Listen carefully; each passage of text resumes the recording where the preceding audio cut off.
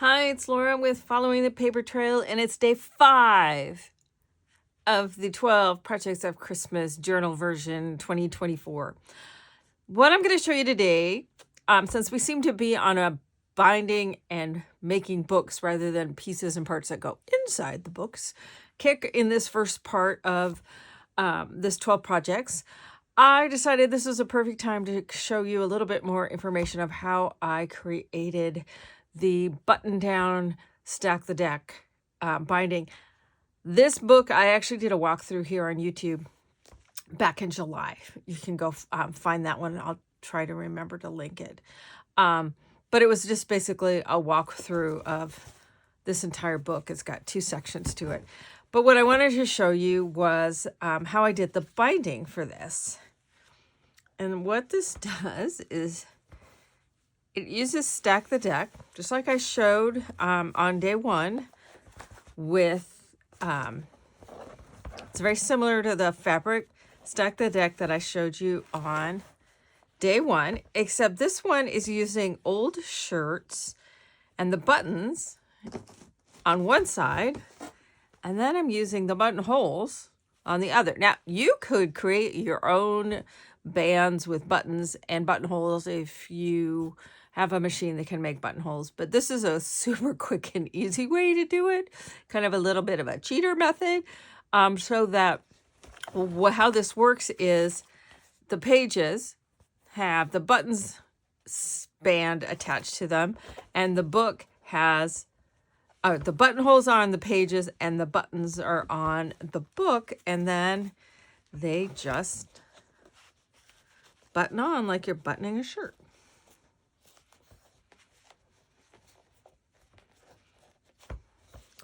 Like so.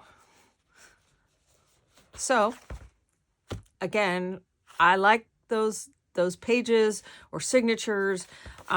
This one's got a folder. I've got some pieces pinned onto these that are from the shirts that I use so that I can have some fabric pages, and they're just pinned on here haphazardly just to keep them all together. But with this being a folder type thing, totally could be an entire signature that this attaches to this band with. So you could do signatures, you could do pages, pretty much however you want to do. So let me go ahead and take this one off. We'll set these pages away. I'll talk a little bit more about them in a minute, but I did want to talk about how this part of the binding goes first. Before we do that, though, we want to talk about the shirts. Now, you can gather old shirts, be it men's or women's.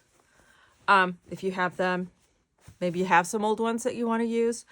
I personally just go over to the local thrift store and buy some shirts. I can get them for, $5 to $7, usually men's shirts. Typically I go for the men's shirts because I like having the more neutral-ish kind of colors, etc. But men's, women's, children's, anything would work. And then I'm going to cut off the bands of the buttons and the buttonholes, and I cut those, where's my, oh, here it is, about 1.5 inches wide. You kind of a little bit wider and trim them down. This is going to be an super easy one because it's a striped shirt. But you're going to cut about 1.5 inches. Now, this one has 1, 2, 3, 4, 5, 6, 7 buttons and buttonholes on it. But I do go ahead and cut them down the entire length. Then you determine what size you want is, you're going to make your book. Now, this one is a pretty tall book. This book is almost 12 inches tall. So I'm using 3 of the buttons. If you're doing a smaller book, you may only want to use 2 of them, or, it's a little tighter up against. If you want the buttons closer together, then, because typically on these men's shirts, they're about 3.5 to 4 inches apart. And that might be too wide apart for the book size that you may be wanting to make. So you may end up wanting to add some buttons and buttonholes, or just create different spacing and not necessarily use a shirt, or you use a children's shirt, like boys' shirts, have them a little bit closer together than men's shirts, that sort of thing. But when you go to the thrift store, you might want to just kind of look around and see what it is you find. So when you're then putting your bands together, one of the things you want to look at is, okay, so this is going to be just like Stack the Deck. This is the same, and this is the same. Now, I only decided I wanted 4 signatures, so I'm just doing 2 layers in my stack. And then I have a band here of a kind of a wide ribbon-like, canvasy like ribbon that I put in the center to cover the center. But one of the things you want to notice is when these are like pages, all the buttons are facing up, up, up, up, up. So when it's laying flat at the center, the ones over on the right side, the buttons face up. The ones on the left side of the center, the buttons face down. And that way when the pages are in, the buttons are all to the front of the page. So you just want to pay attention to that when you're doing it. Now, when you're actually, we're going to pretend these are shirts, because I didn't want to cut that shirt up yet. So we're going to pretend that these are strips from, excuse me, that have buttons on them from our shirt that we have cut apart. The beauty also of using like old shirts and stuff, like I have some pocket things that I'm making with, I have pocket things that I'm going to be making with the cuffs, the fabric in there. You can use that as pages or other, stitching type things or whatever. So it's a great way to keep fabric out of the landfill, which we have far too much of. So this is the fold edge and the fold edge of our placards.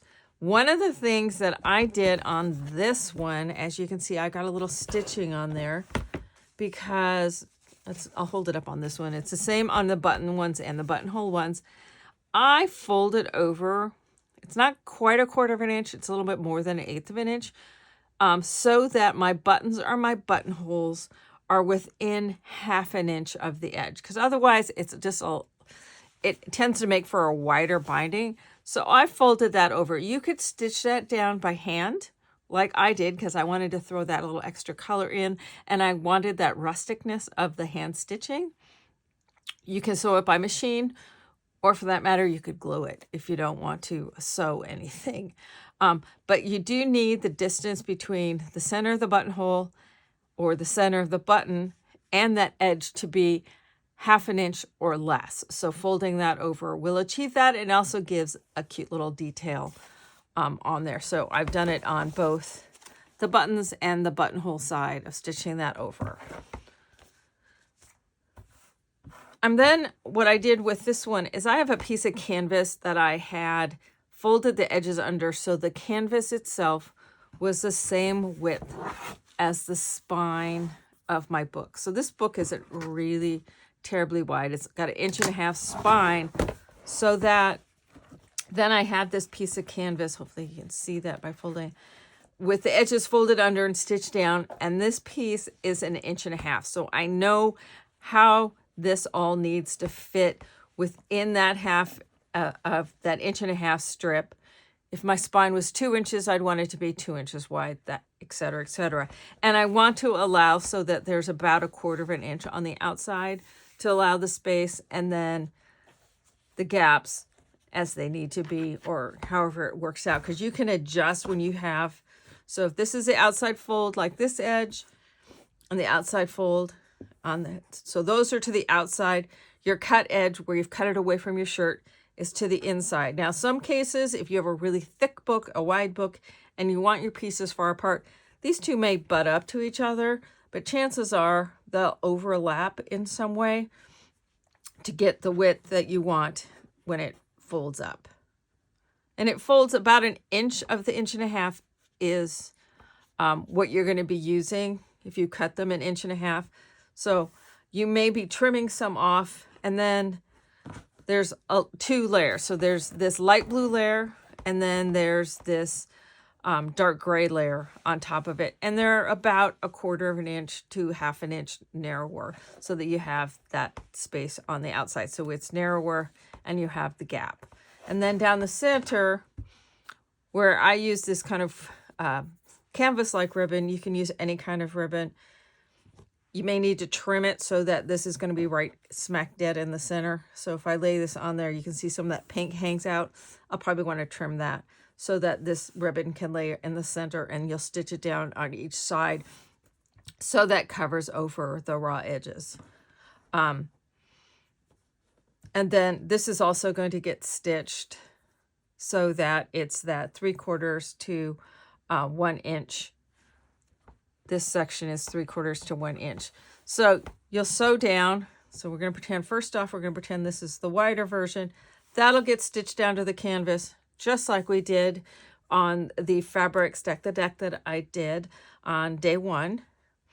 And then the second layer that goes on top of that is just slightly narrower, and that's that second layer or top layer that gets the ribbon on it.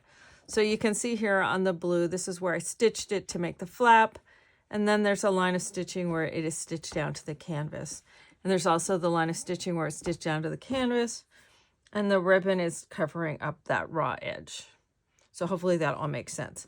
Now, one of the things I also did on this one is, because I wanted to use 3 buttons on each, so I could get 2 of these bands out of each shirt. 2 button bands and then 2 buttonhole bands. So I did these as a pair. This is off of a different shirt. But that meant I had to cut down the middle between the buttons to get those. So it wasn't quite tall enough of what I wanted for the size of my book. So I've just added some little fabric strips. You know, if I had some of these strips left over, I just, chopped off a section and added it on to where it's that folded edge. So that just lengthened those down. I also added some little tabs on a couple of them just to give some visual interest. So the button ones are in the book, and the buttonhole ones are on the pages. Let me pull this one off so it's not distracting on there. So what I used on this one, just because of the book size, is I used a file folder. And what you're going to need to do to fit this in, if you don't want it showing on the outside, so you could attach this to the outside of a page or the back side of the page and be good to go if that's the look that you want. But what I've done here is I've created, it's 2 pieces of paper that, if I folded the edges over, it goes like this. So if these were 2 pages, see how I've got then that folded over. So what I did is then this guy,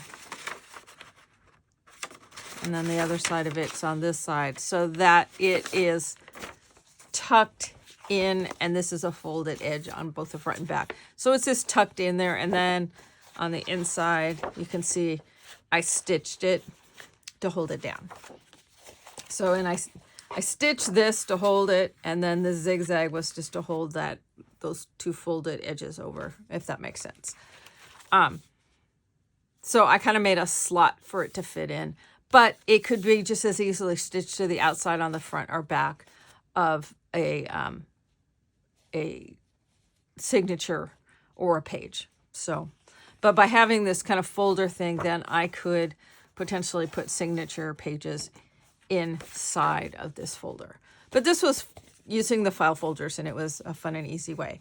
Now, just like I did on the button ones, I folded that edge under and stitched it, and then added bits to give it the same length as I do on the buttons, the button stretch. Now, one of the things, because this one is so long, because of the height of my book that I'm using, one of the things I didn't like was, as I would flip this page, I didn't like these gappiosi things here and here, and that's because of the distance from the bottom and to the top from the button. So I just have some little safety pins, and I like the detail of this because it's still removable. But I'm just putting some little safety pins at the top and the bottom. Now I've got the little tiny Tim Holtz ones that I'm using at the bottom. And then on some of the pages, I can use some of the bigger ones that I could also put some little book jewelry dangle thingies on, you know, a chain with some beads or whatever that could, sorry. Get this on here. But that gives you, or you could hang a little tag off of there. There's all sorts of things that you could do off of that. But see, now when you flip the page, it doesn't do that gap thing. So, and I just like the little detail of it. It kind of gives it that rusticy kind of feel. But you'll do that then with, I have 4 pages, so with all 4 pages. So it just is a different way of doing a removable binding, because I'm really into right now, as you can tell, for the past couple years. That's what I've been using when I first did those books 3 years ago, and that basically I've predominantly been making my signatures removable because I like being able to then work on just a signature and not the whole book. Like with this one, this book is kind of cattywampus trying to work on it because it has a whole another section up here at the front. So by making these to where I can remove them, whether I'm using the detachable one with the tubes like I showed the other day, or I'm using my original detachable binding, which I linked in that video, or I'm using this button down stack the deck. Any of those where I can make my signatures removable, I love doing that. So, and with this regular stack the deck where I'm gluing it in on each side of a signature, I can have that signature completely finished before I assemble it into the book. So I just like having that flexibility with that removable aspect to it, or finishing it before I put it in. But anyway, yet another method of way of using stack the deck on this 13th anniversary week of Stack the Deck. It seemed like most appropriate to go ahead and show you this version of Stack the Deck as well. So button down Stack the Deck.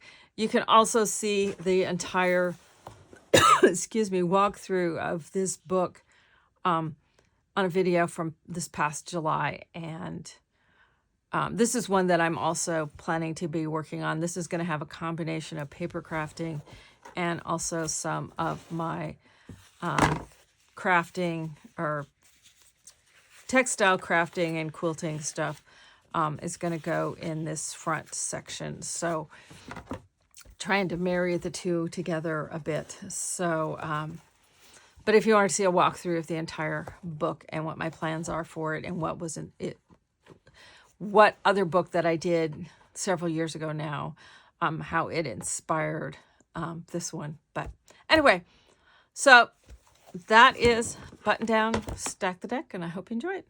Thanks a bunch.